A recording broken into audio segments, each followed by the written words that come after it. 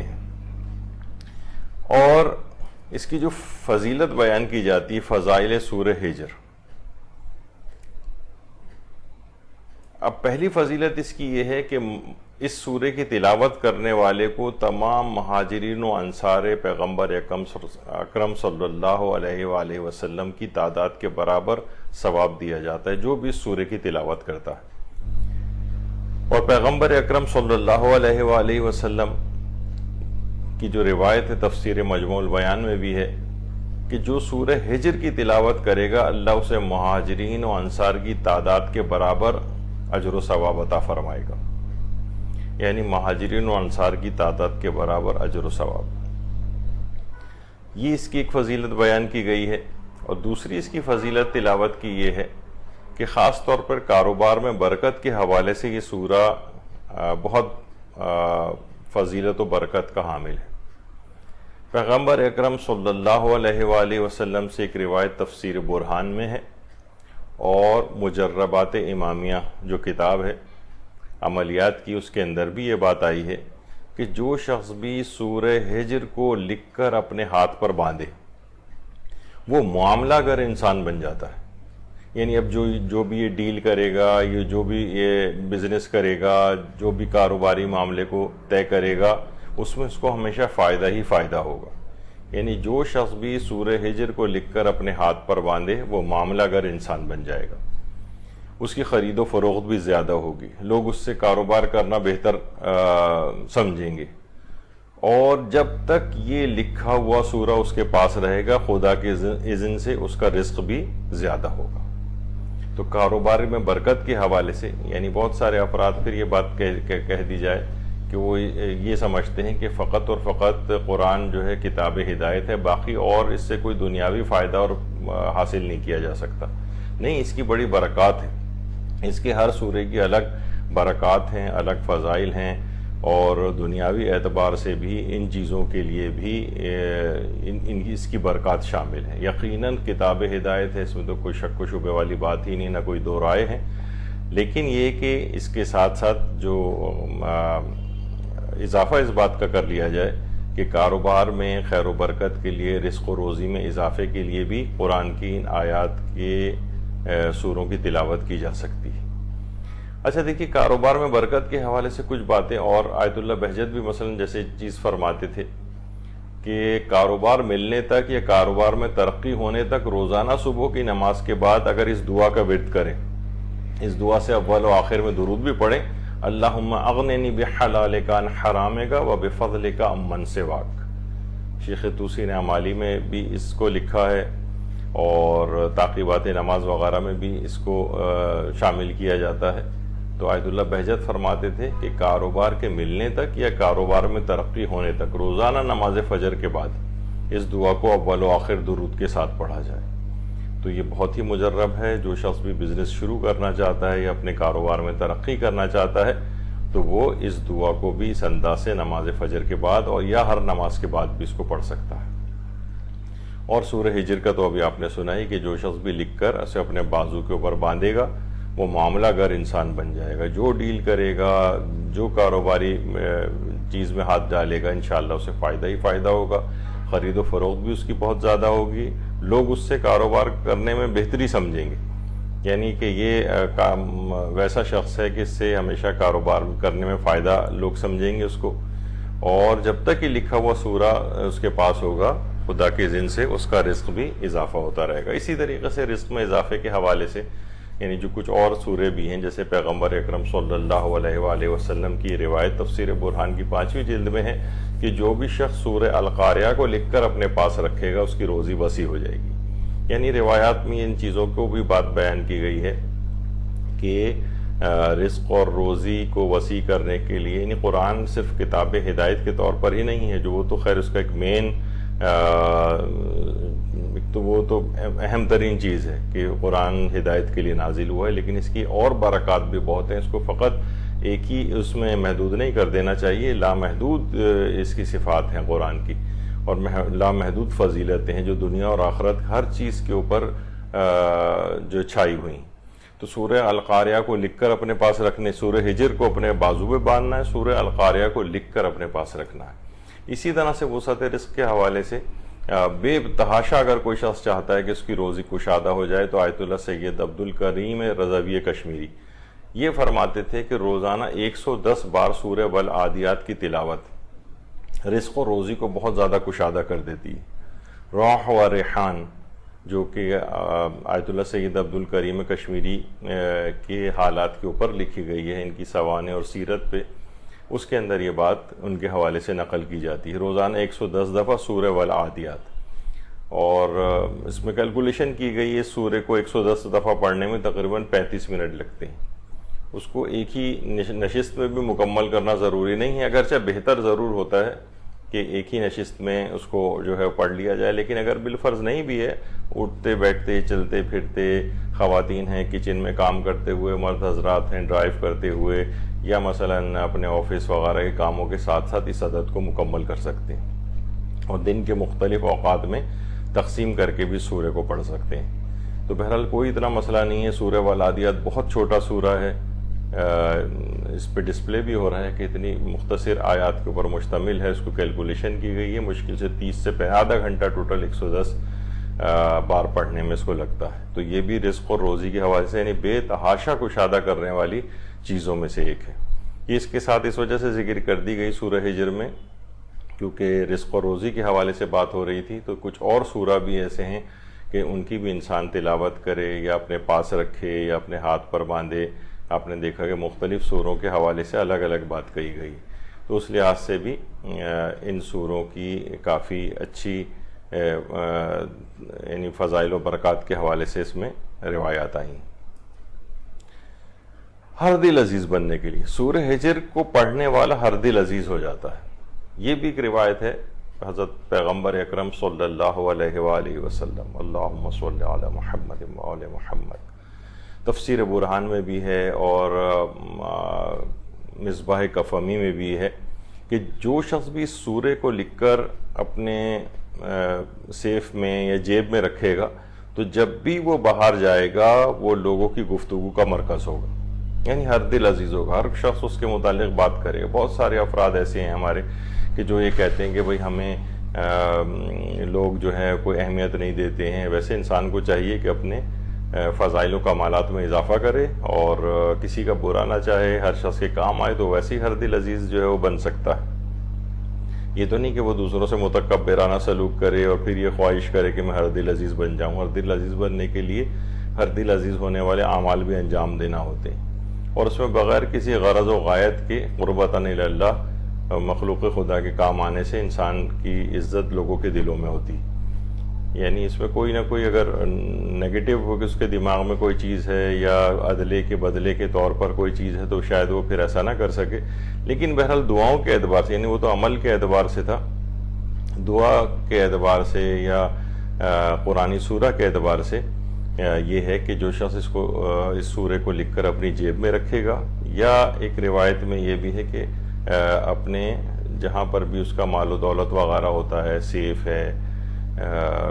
کوئی لاکر ہے یا اس طرح کی کوئی بھی چیز، تو اس کو یا تو وہاں رکھے، تو روایت میں کہ جب بھی وہ باہر جائے گا تو لوگوں کی گفتگو کا مرکز ہوگا، یعنی لوگ اس کے متعلق بات کریں گے، لوگ اس کے متعلق یعنی ہر دل عزیز ہوگا، لوگ اس کی غیر موجودگی میں بھی اچھے لحاظ سے اس کا تذکرہ کریں گے۔ اور دنیاوی فضیلتوں اور برکات کے اعتبار سے سورہ کی ایک اور یہ بھی ہے کہ بہت سی مائیں ایسی ہیں کہ جو کہ کم شیری کا شکار ہوتی ہیں، یعنی دودھ ان کا اتنا نہیں ہوتا بچے کو پلانے کے لیے، تو اس کو بھی روایت میں آیا ہے۔ یہ بھی ہمارے پیغمبر اکرم صلی اللہ علیہ وآلہ وسلم کی روایت ہے جو کہ تفسیر برہان میں آئی ہے، مجربات امامیہ میں بھی یہ بات آئی ہے کہ جو شخص بھی سورہ ہجر کو زعفران کے ساتھ لکھے گا، سورہ ہجر کو زعفران کے ساتھ لکھے گا۔ اچھا، یہ بیچ میں ایک بات اور بتا دی جائے کہ زعفران کے اعتبار سے اس کی کیا اہمیت ہے، تو امکان اس کا ہے کہ الگ سے شاید انشاءاللہ ایک درس اس موضوع پر ہو کہ کون کون سے عملیات کے اندر زعفران کی بات کی گئی ہے اور زعفران کی اہمیت کیوں ہے، اس کے پیچھے حکمت کیا ہے، کسی اور چیز سے کیوں لکھنے کا ذکر نہیں ہوتا اور زعفران کا ذکر آتا ہے، اور روایات میں آیا ہے، اور علماء اس کی تاکید کرتے ہیں، خاص طور پر عملیات والے جو علماء ہیں تو پیغمبر اکرم صلی اللہ علیہ وآلہ وسلم فرماتے ہیں کہ جو شخص بھی سورہ ہجر کو زعفران سے لکھے اور اسے دھو کر اس کا پانی اس عورت کو پلائے جس کا دودھ کم ہو، تو اس عورت کا دودھ زیادہ ہو جائے گا. یعنی ماں کے دودھ میں کمی کو دور کرنے کے لیے سورہ ہجر کو زعفران کے ساتھ لکھا جائے کسی بھی برتن یا چیز کے اوپر، اور اسے دھو کر اس کا پانی اس عورت کو پلایا جائے کہ جس کے ساتھ یہ مسئلہ ہو. تو انشاءاللہ یہ ہے کہ اس بچوں کو پلانے کے اعتبار سے اب اس کی اہمیت بھی بہت زیادہ ہو گئی ہے، اور مدر فرینڈلی ہاسپٹل جو ہیں وہ قائم ہو گئے ہیں. اور پہلے زمانے میں ڈبے کا دودھ جو ہے اس سے کمی پوری کر لی جاتی تھی، لیکن اب ڈاکٹر حضرات نے یو ٹرن لیا ہے اس مسئلے میں اور دوبارہ سے اصل کی طرف آ گئے ہیں کہ اسی کی اہمیت زیادہ ہے، اینٹی باڈیز بھی زیادہ بنتی ہیں، اور ورنہ اس سے پہلے بے تحاشا ڈبے کے دودھ کی خصوصیات بیان کی جاتی تھیں. خیر اب اس کے بالکل برخلاف ہو گیا. یہاں ایک اس میں پہلو یہ بھی ہے کہ بہت زیادہ سائنس کرنا یہ بھی ایک اتنا صحیح نہیں ہے، اور اس کی بنا پر کہ موجودہ اس وقت سائنس کیا کہہ رہی ہے، کیونکہ دیکھیے سائنس کے اندر یہ چیزیں اس پہ ہمارے مدرسے میں درس بھی ہو چکے ہیں. کچھ چیزیں بہرحال دوسرے پہلو سے بھی دیکھنی چاہیے کہ بہت زیادہ یو ٹرنز لینے والی بھی سائنس ہے. تو آپ ہمیشہ اسلام کو سائنس میں نہیں ڈھالیں گے، بلکہ اسلام کی حقانیت اپنی جگہ رہے گی. ممکن ہے کہ ابھی سائنس کو ایک چیز سمجھ نہ آ رہی ہو لیکن بعد میں جا کر سمجھ آ جائے. تو اتنے زیادہ سائنس کے دھارے میں بہہ کے اسلام کو اس کے مطابق مولڈ کرتے جانا یہ اتنی اچھی بات نہیں. تو آپ یہ نہیں کہہ سکتے کہ بھائی دیکھیے تو ڈاکٹر حضرات نے کہہ دیا، تو ڈاکٹر حضرات نے ابھی کچھ دن بعد ہی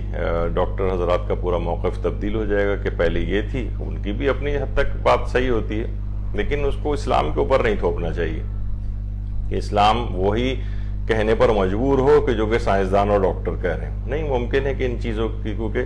سائنس جو ہے بھری پڑی، میں نے کہا نا کہ آپ سے کہ کتنے ہی ہمارے ہاں اس پہ درس ہو چکے ہیں شاید مدرسے میں بھی، کہ سائنس نے جس اعتبار سے یو ٹرنس لی ہیں. میں سائنس کے خلاف بات نہیں کر رہا ہوں، بلکہ یہ اس بات کا بتایا جا رہا ہے کہ دیکھیے اسی معاملے میں جیسے ایک زمانہ تھا کہ جناب اس کی اتنی تعریفیں کی جاتی تھیں، ہم جتنے چاہیں منرلز، پروٹینز اور کاربوہائیڈریٹس اور فیٹس اور اپنے مطابق ڈال سکتے ہیں ماں کے دودھ میں. اگر وہ کنسنٹریشن نہیں ہے تو ہم یہاں سے پوری کر سکتے ہیں، وہاں سے پوری کر سکتے ہیں. لیکن اس کے بعد پتہ چلا کہ نہیں، اسی کی اہمیت زیادہ ہے، تو سائنس اب پھر پرانی اس کے اوپر واپس آ گئی. تو بہرحال یہ اسلام کی حقانیت اپنی جگہ ہے، چاہے کسی بھی وقت اس کے کسی حکم کی مصلحت آپ کو سمجھ آ رہی ہو یا نہ آ رہی ہو. اسلام کے تمام احکامات ذو مصلحت ہیں اور اس کی تمام ممنوعات ذو مفسدہ ہیں. یعنی ہر وہ چیز جس کا اسلام نے حکم دیا ہے اس میں کوئی نہ کوئی مصلحت پائی جاتی ہے. ہر وہ چیز جس کا اسلام نے منع کیا ہے اس میں کوئی نہ کوئی مفسد اور خرابی پائی جاتی ہے جب اسلام نے اس کو منع فرمایا ہے. تو ہمیں بس یہ اس میں بیچ میں ایک پیغام والی بات بھی تھی کہ بہرحال ماں کی دودھ کی کمی کو دور کرنے کے لیے بھی روایت میں بات آئی ہے کہ سورہ ہجر کو زعفران سے لکھ کر اور اسے دھو کر اس کا پانی ماں کو پلایا جائے تو اس کا یہ عارضہ دور ہو جاتا ہے. اسی طرح سے اس کی دنیاوی برکات میں سے ایک ہے تقویت حافظہ کے لیے. درمان با قرآن کے نام سے رضا کریمی قبلہ نے یہ ایک کتاب لکھی ہے جس میں قرآنی آیات کے ذریعے علاج کو لکھا گیا ہے. تو یہ بہت ساری چیزیں دیکھیے ایسی ہیں کہ جو اس سلسلے کے ماہرین ہوتے ہیں ان کے اپنے تجربات ہیں. ہر چیز کے لیے روایت کا مانگنا یہ کوئی ضروری نہیں ہے.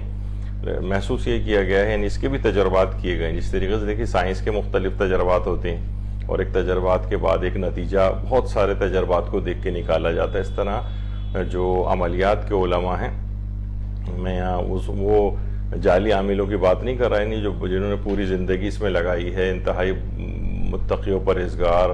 اور صاحب علم افراد کی بات کر رہا ہوں. تو اس لحاظ سے ان کے کچھ تجربات ہیں. تو درمان با قرآن میں رضا کریمی نے لکھا ہے اس بات کو کہ اس سورہ کی جو آیت نمبر 9 ہے، آیت نمبر 9 اِنَّا نَحْنُ نَزَّلْنَا الذِّكْرَ وَإِنَّا لَهُ لَحَافِظُونَ، تو اس پہ بھی ہمیں آگے چل کر ہماری گفتگو بھی آئے گی. تو جو کہ اس کی مشہور ترین آیات میں سے اس سورہ کی. اس آیت کو 41 مرتبہ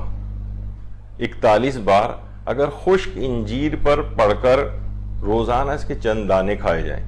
تو روایت میں یہ بات آئی ہے، یعنی اس کو نوٹ بھی کیا گیا ہے اس بات کو علماء کے تجربات میں، عملیات کے علماء کے تجربات میں،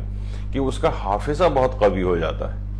یعنی ایک تو خود انجیر کے حوالے سے بھی یہ بات ہے، لیکن اس انجیر جو خشک انجیر ہے 41 دفعہ اس سورہ ہجر کی آیت نمبر 9 کو پڑھا جائے اور اس کے روزانہ چند دانے کھائے جائیں تو اس کا حافظہ بہت قوی ہو جاتا ہے۔ 41 مرتبہ سورہ ہجر کی آیت نمبر 9، تو اس لحاظ سے یہ بہت اہم ہے۔ اس سورہ کی خیر و برکات اور اس کی جو انڈیویجول آیات ہیں اس کے حوالے سے بھی یہ بات ہے، اور حافظے میں قوی کرنے کے اعتبار سے آیت اللہ شبیریہ زنجانی فرماتے ہیں، جو کلیات ختوم و اذکار جواد شعبانیہ مفرد کی جو کتاب ہے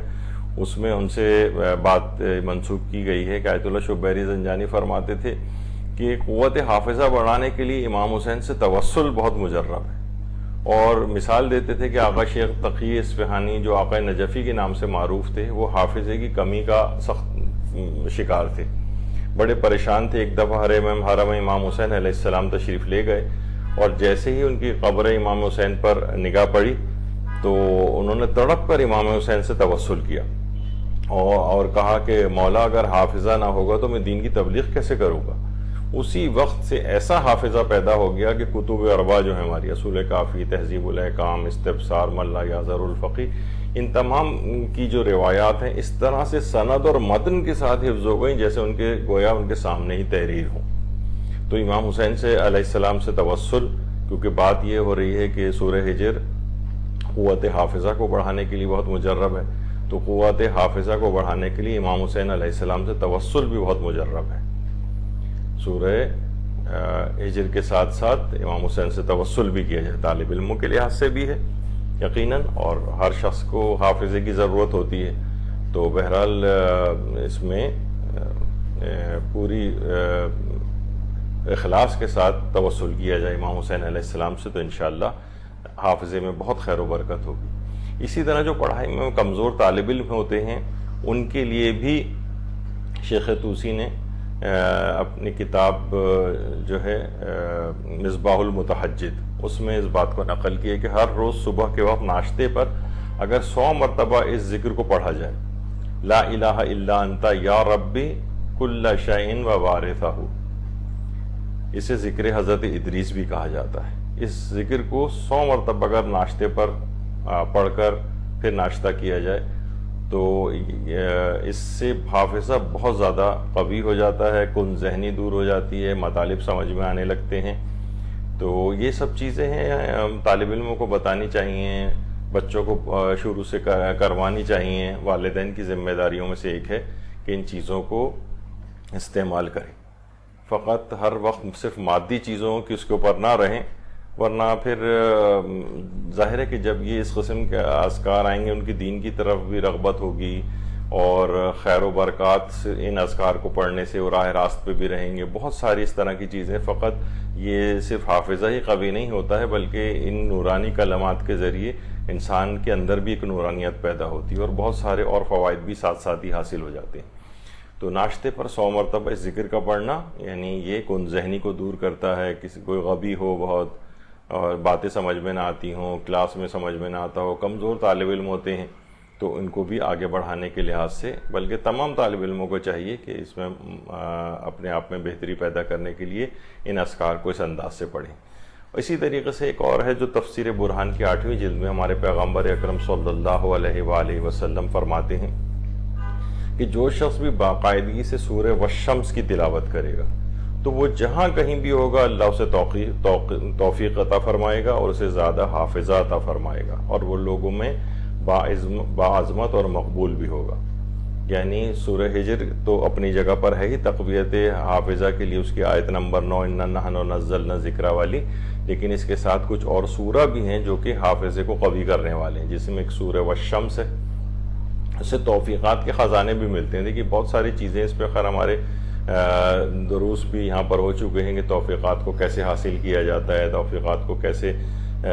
بعض اوقات آئی ہوئی توفیق ہاتھ سے نکل جاتی ہے، وہ کن وجوہات سے توفیقات ہاتھ سے سلب ہوتی ہیں، کن وجوہات کی بنا پر نیک اعمال کو انجام دینے کی توفیقات ملتی ہیں۔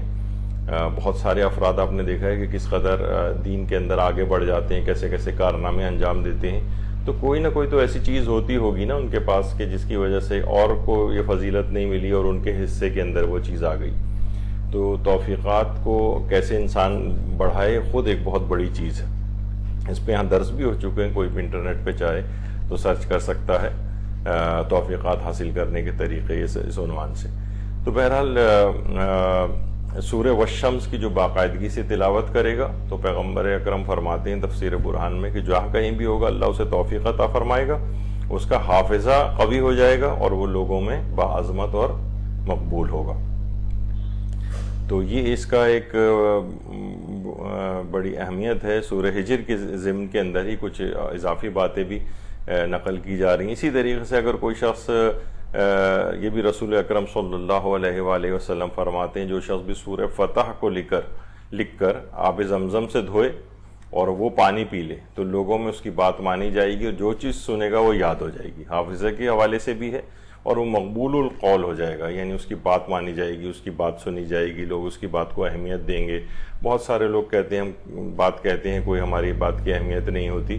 تو اس طرح کی چیزوں سے بھی اس سے استفادہ کیا جا سکتا ہے۔ اسی طریقے سے پیغمبر اکرم صلی اللہ علیہ وآلہ وسلم سے مروی جو روایت ہے اس میں یہ کہ جو شخص بھی سورہ واقعہ کی باقاعدگی سے تلاوت کرے گا اس کا بھی فقر دور ہوگا، دعائیں قبول ہوں گی، حافظہ قوی ہوگا۔ تو قوی حافظے کے اعتبار سے